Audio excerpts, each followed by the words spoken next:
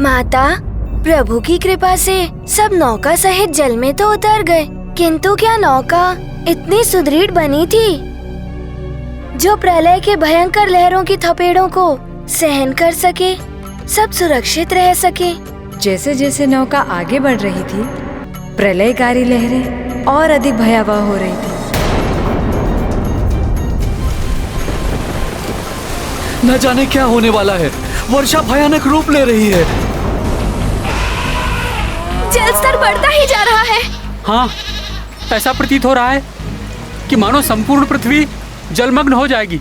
चराचर प्राणियों से भरी हुई विशाल नौका समुद्र की भयावह हिलोरों से डगमगा रही थी। सभी भयभीत थे, किंतु राजा सत्यव्रत को अपने प्रभु विष्णुदेव जी के वचन पर पूर्ण विश्वास था कि वो सबको बचाने अवश्य आएंगे। राजन, इन भयावह लहरों को देखकर भयभीत हो रहे हैं, किंतु आपके मुख पर चिंता के कोई चिन्ह दिखाई नहीं देते। ऋषिवर, जिन्हें अपने प्रभु पर विश्वास होता है, उन्हें चिंता करने की क्या आवश्यकता है? उनकी चिंता तो स्वयं नारायण हरि करते हैं। आप सब लोग निश्चिंत रहें, धैर्य रखें, प्रभु हमें बचाने अवश्य आए। हरिओम नारायण हरि। हरिओम नारायण हरि। हरिओम नारायण हरि।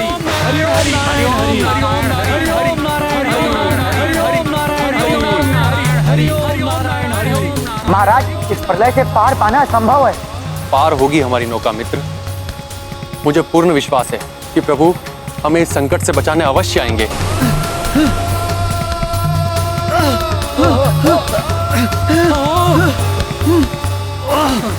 ऐसी भयावह लहरों से हमें कोई नहीं बचा सकता महाराज। आप सब व्यर्थ चिंतित ना हो, निश्चिंत रहें, प्रभु हमारी रक्षा अवश्य करेंगे। सब मिलकर प्रार्थना कीजिए प्रभु से। हरिओम नारायण हरि। हरिओम नारायण हरि। हरिओम नारायण हरि। हरिओम नारायण हरि। हरिओम नारायण हरि। हरिओम नारायण हरि। हरिओम नारायण हरि। हरि हरि।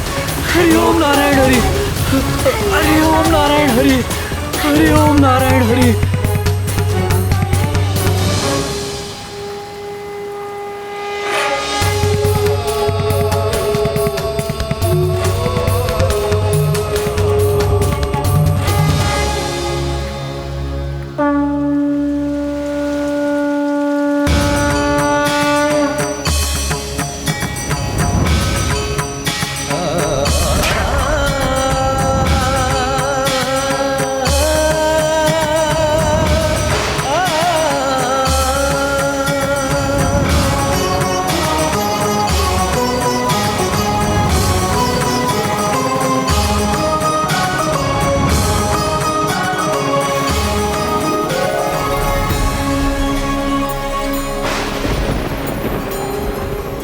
प्रभु, हमें विश्वास था कि आप हम भक्तों की रक्षा के लिए अवश्य आएंगे प्रभु।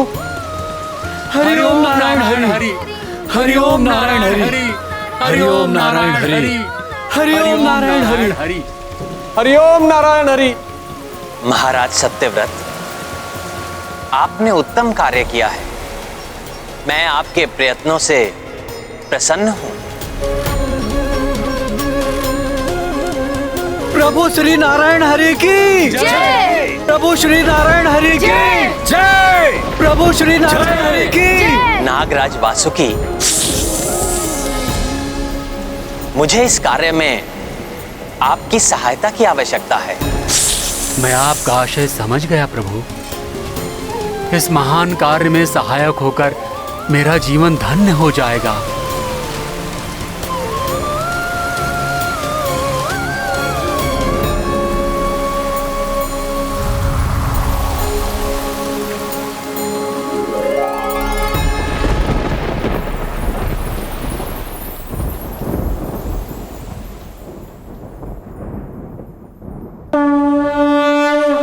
सृष्टि सृजन के काज हितारथ, सत्य व्रत करते पुरुषारथ।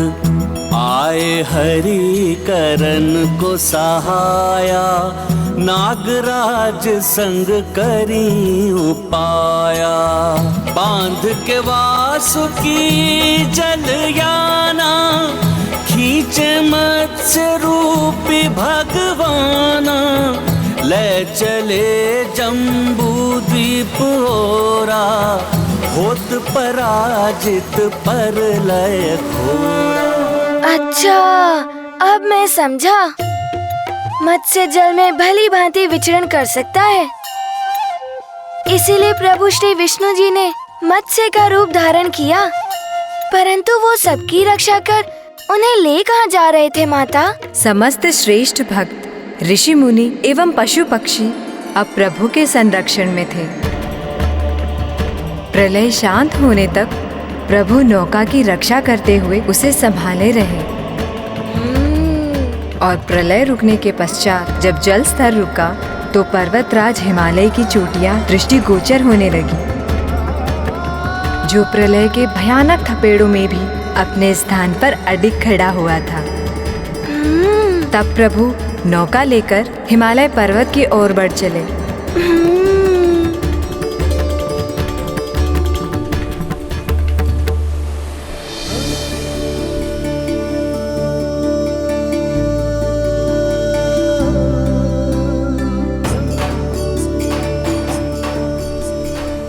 वो देखो पर्वत, अंततः हमारे प्रभु ने हमें पृथ्वी के एक भाग तक पहुंचा ही दिया। ये तो जम्बू द्वीप प्रतीत हो रहा है। हाँ प्रभु, हमें पुण्य भूमि जम्बू द्वीप लेकर आए हैं।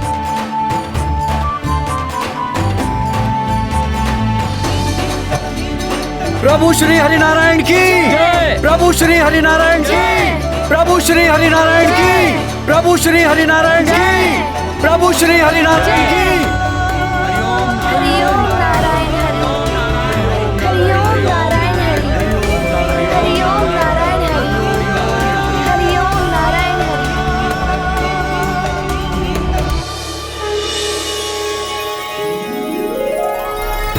आपकी जय हो प्रभु। हमारी नैया पार करने के लिए आपको कोटि कोटि नमन। कोटि कोटि नमन प्रभु, कोटि कोटि कोटि नमन। कोटि कोटि नमन प्रभु, कोटि कोटि नमन प्रभु। आज आपने यह सिद्ध कर दिया प्रभु कि प्रभु अपने भक्तों का साथ संकट में कभी नहीं छोड़ते। प्रभु श्री हरिनारायण की जय, प्रभु श्री हरिनारायण की जय, प्रभु श्री हरिनारायण की जय, प्रभु श्री हरिनारायण की जय। माता, प्रभु विष्णु जी का सहायक बनना, ऐसे असीम सुख की कल्पना से हनुमान का रोम रोम आनंदित हो उठा। इतने महान कार्य करने का सौभाग्य पाकर महाराज सत्यव्रत को तो परम आनंद प्राप्त हुआ होगा। अवश्य पुत्र, पर तुम अपना हृदय क्यों छोटा करते हो? संभव है प्रभु श्री विष्णु जी की कृपा से उनके किसी अत्यंत महत्वपूर्ण कार्य में उनका सहायक बनने का अवसर प्राप्त हो। इतना सुखकर विचार। हनुमान करेगा प्रभु श्री विष्णु जी की सेवा।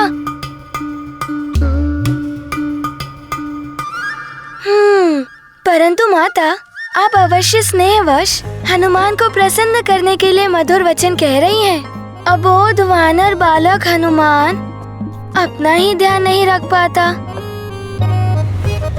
प्रभु विष्णु जी की क्या सहायता करेगा? पुत्र हनुमान, तुम्हारा ये भोला रूप अत्यंत मनोहर है। सुनो पुत्र, प्रभु विष्णु जी की भक्ति तो अक्षम को भी सक्षम बना देती है। निर्मल हृदय से उनकी भक्ति करने वालों को वो अवश्य उद्धार करते हैं। हाँ माता, प्रभु विष्णु जी के मत्स्य अवतार के दिव्य प्रसंग से हनुमान को एक परम ज्ञान प्राप्त हुआ है।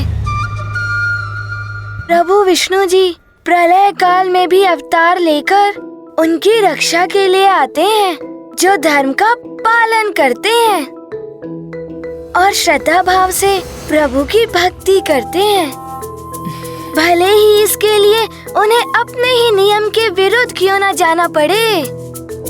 सत्य है पुत्र, परंतु जो अधर्म पथ पर चलते हैं या धर्म का तिरस्कार करते हैं, उनको प्रभु विष्णु जी का संरक्षण नहीं मिलता, अपितु अपने दुष्कर्मों से प्रभु के कोप को जागृत कर ऐसे पापी जीव स्वयं अपने काल को आमंत्रित करते हैं।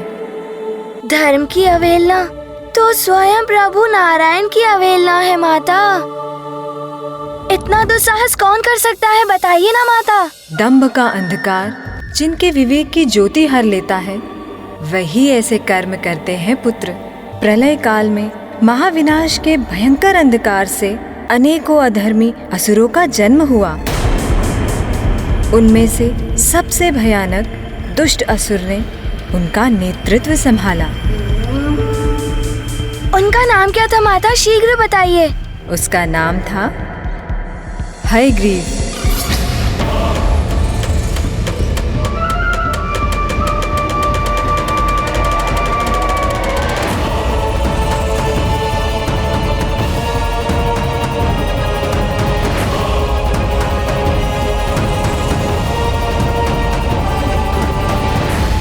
अंधकार का करूंगा विस्तार, होगी असुरों की जय जयकार।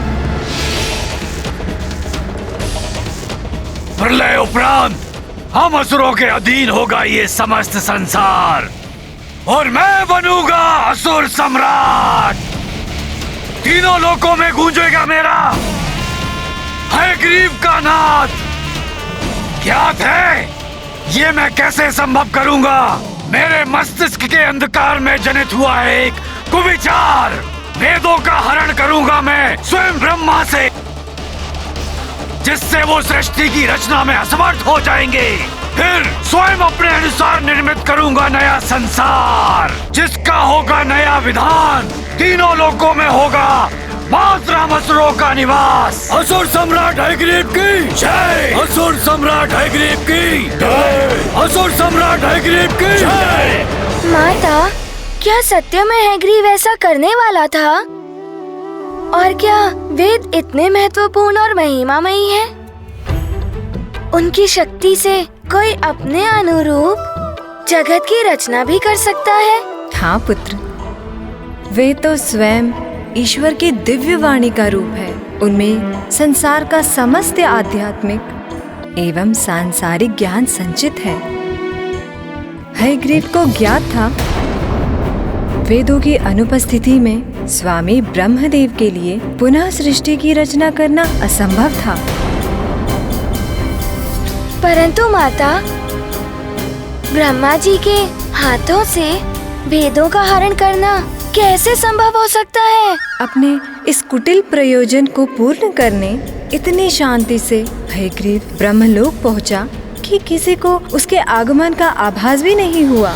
उस समय सृष्टि के रचयिता मेरे स्वामी ब्रह्मदेव योग निद्रा में लीन थे।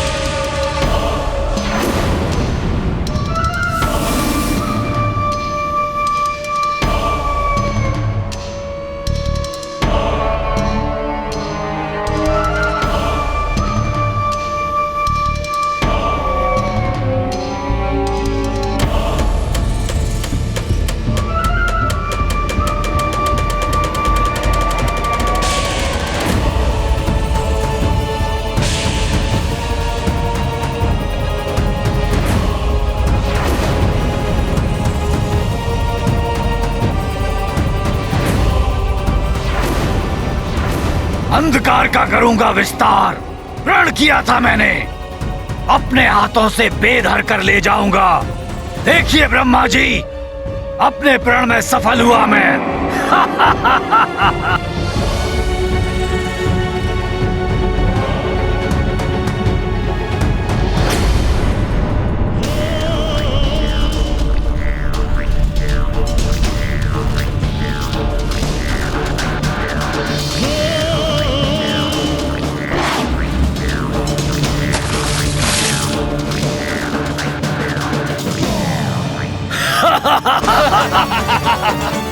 असुर सम्राट हयग्रीव की जय। असुर सम्राट हयग्रीव की जय। असुर सम्राट हयग्रीव की जय। असंभव को भी संभव किया है मैंने। स्वयं ब्रह्मा के हाथों से वेदों को चुरा लाया।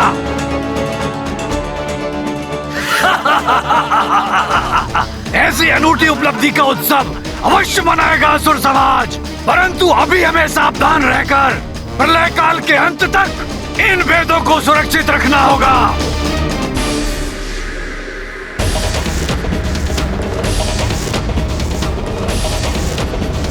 ये तो अभी आरंभ है, हमें पूर्ण सफलता तब प्राप्त होगी जब मैं असुरों से परिपूर्ण नए संसार का गठन करूंगा।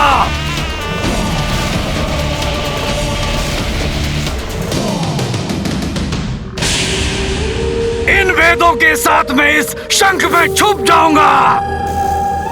तुम सब समस्त दिशाओं से घेर कर इसकी सुरक्षा सुनिश्चित करो। ध्यान रहे कोई भी शंख के समीप ना पहुंच पाए।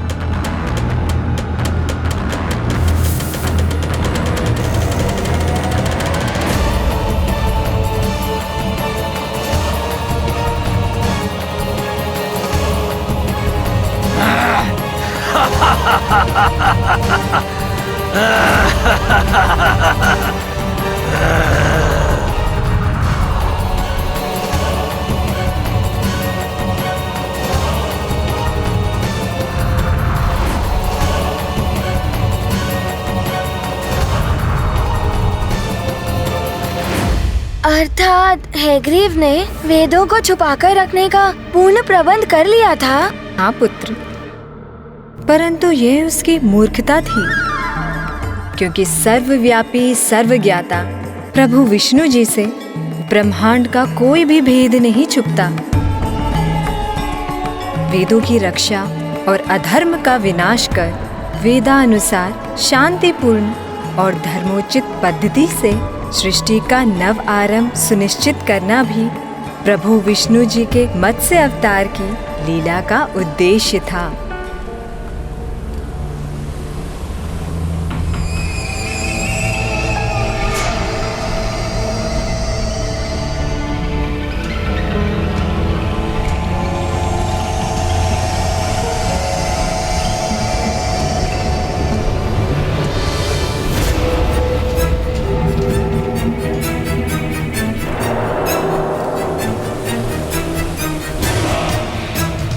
सावधान, भाग जाओ यहाँ से।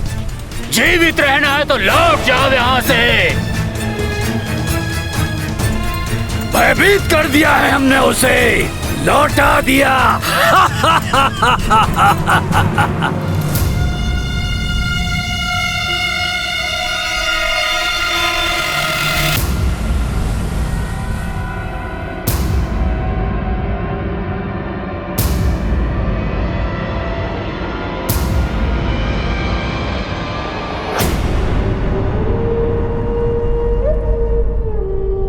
ये मत्स्य यहां तक कैसे पहुंच गया?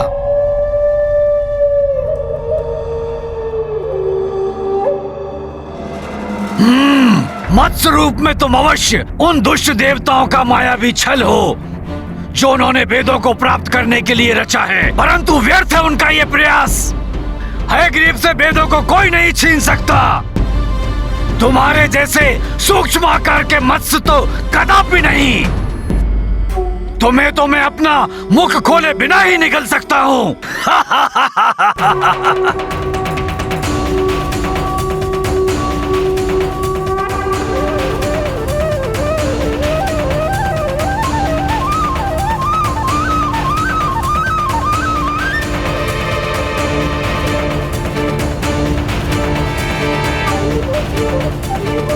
कितनी भी विशाल क्यों ना हो जाओ, मैं और मेरे सहायक असुर तुम्हें जीवित नहीं छोड़ेंगे।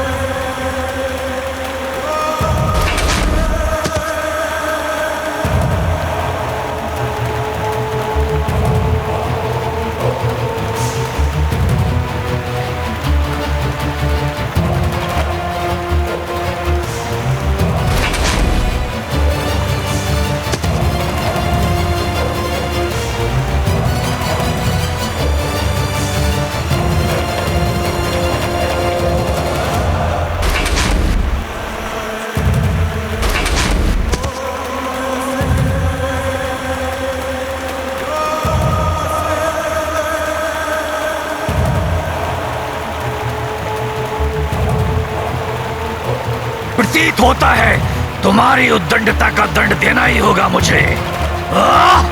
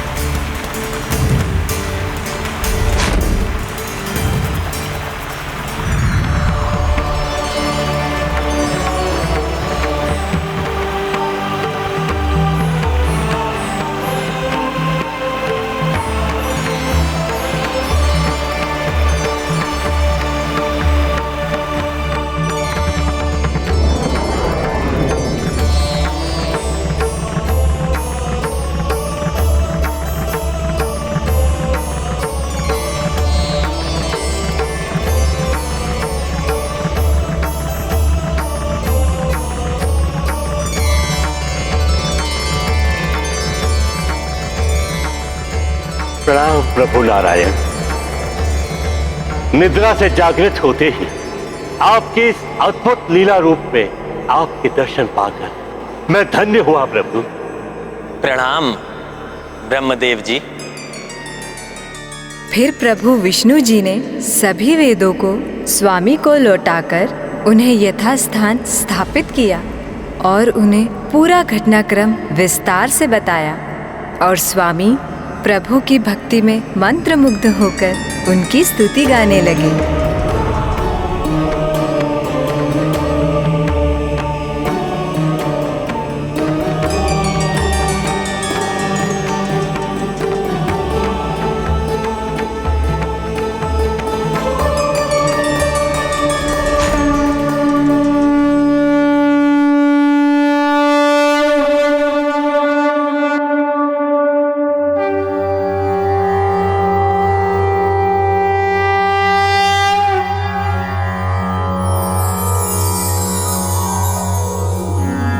सशंख चक्रम सकिरीट कुंडलम सपीत वस्त्रम सरसीरुहे क्षणम सहार वक्षस्थल शोभिकौस्तुभम नमामि विष्णुं शिरसा चतुर्भुजम। त्वमेव माता च पिता त्वमेव बंधुश्च सखा त्वमेव विद्या द्रविणं त्वमेव सर्व मम देव देव।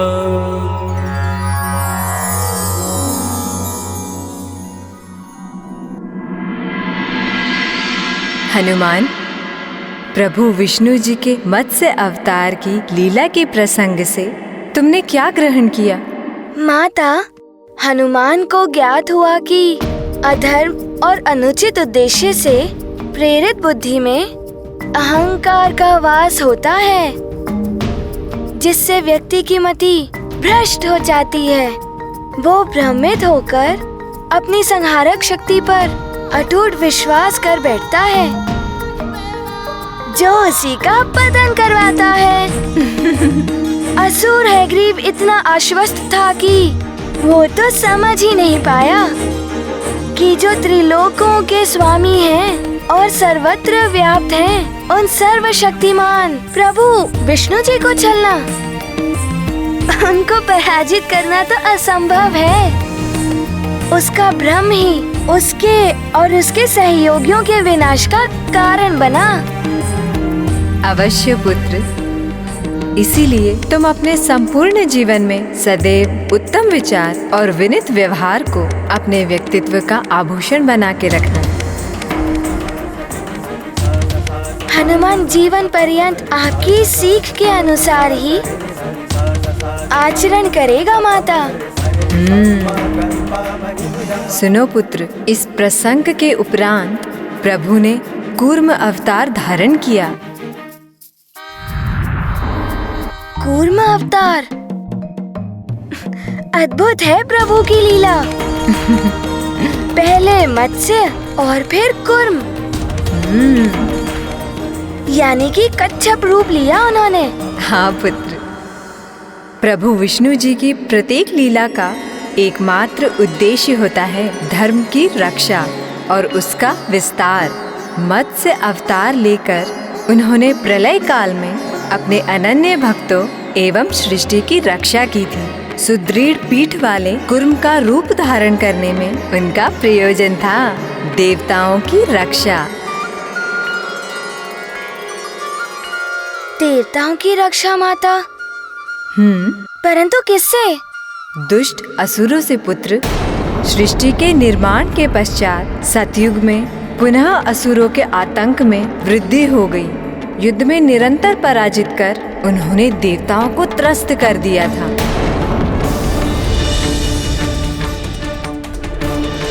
परंतु माता, देवताओं की शक्ति तो असुरों से कहीं अधिक होती है। फिर असुर उन पर विजय पाने में कैसे सक्षम हो गए? ऋषि दुर्वासा के श्राप के प्रभाव से समस्त देवगण निर्वीर्य हो गए थे पुत्र। मैं ऋषि दुर्वासा आपको श्राप देता हूँ। इस धृष्टता के दंड स्वरूप आप श्रीहीन हो जाएंगे।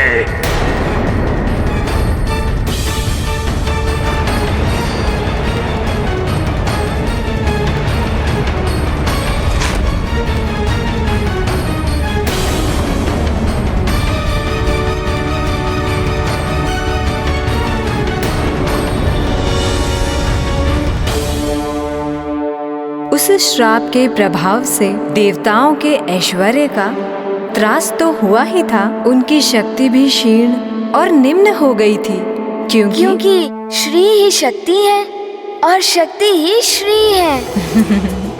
हनुमान को स्मरण हो रहा है कि ऋषि दुर्वासा के श्राप के विषय में हनुमान ने पूर्व में भी सुन रखा है माता। संभव है पुत्र, परंतु तुम्हें ये ज्ञात नहीं होगा कि उसके पश्चात क्या होगा। हाँ माता, हनुमान जानने के लिए उत्सुक है। शीघ्र बताइए ना माता, फिर क्या हुआ?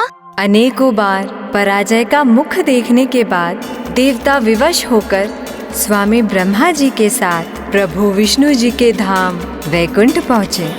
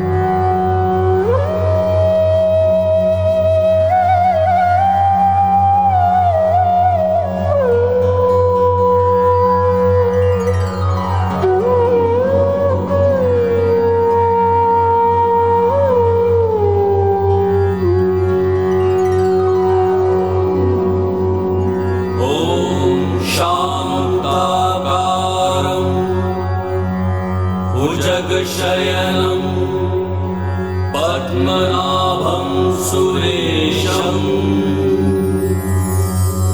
विश्वाधारं गगनसदृशं मेघवर्णशुभांगम्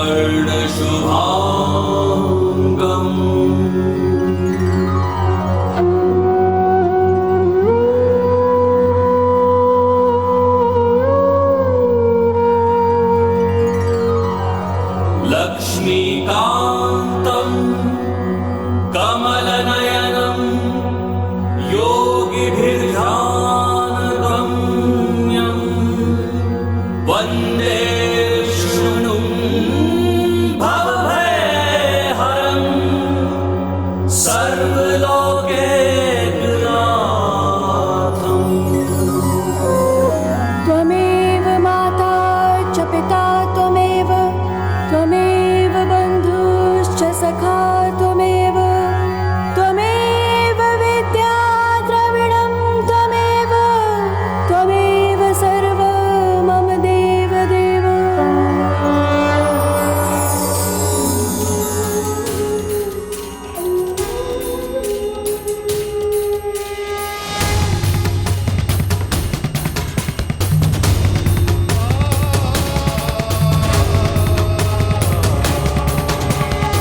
जो भी धर्म के मार्ग पर चलते हैं, ईश्वर सदैव उनका साथ देते हैं।